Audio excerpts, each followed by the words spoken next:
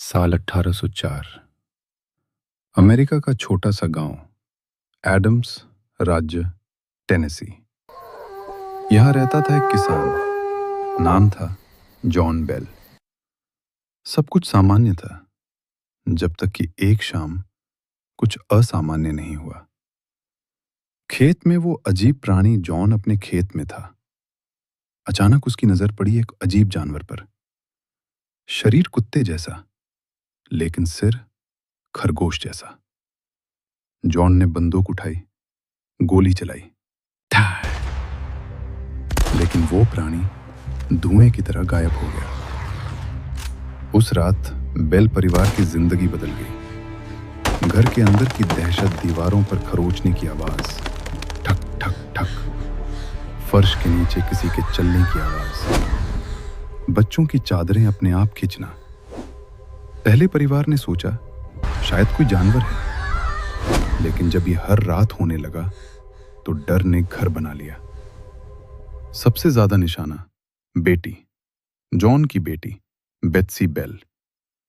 रात में कोई अदृश्य ताकत उसके बाल खींचती, कभी थप्पड़ जैसी चोट लगती, और कमरे में कोई दिखाई नहीं देता। धीरे धीरे वो ताकत बोलने लगी। पहले फुसफुसाहट, फिर साफ आवाज, मैं केट हूं।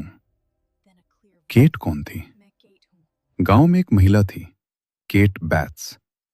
उसका जॉन बेल से जमीन को लेकर झगड़ा हुआ था।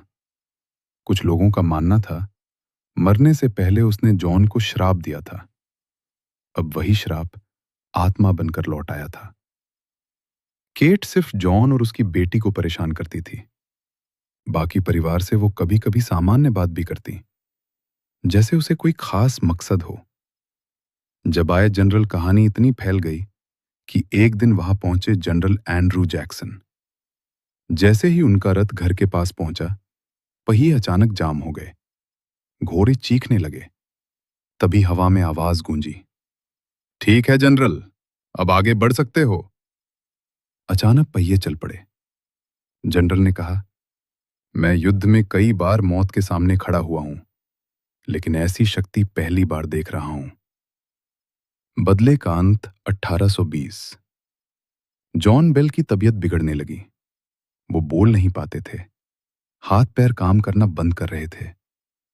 एक सुबह उनके बिस्तर के पास एक छोटी शीशी मिली, जिसमें काला तरल था।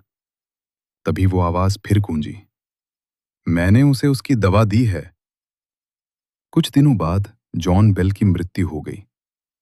कहा जाता है यह अमेरिका का इकलौता मामला है जहां किसी आत्मा ने खुलेआम हत्या की बात मानी।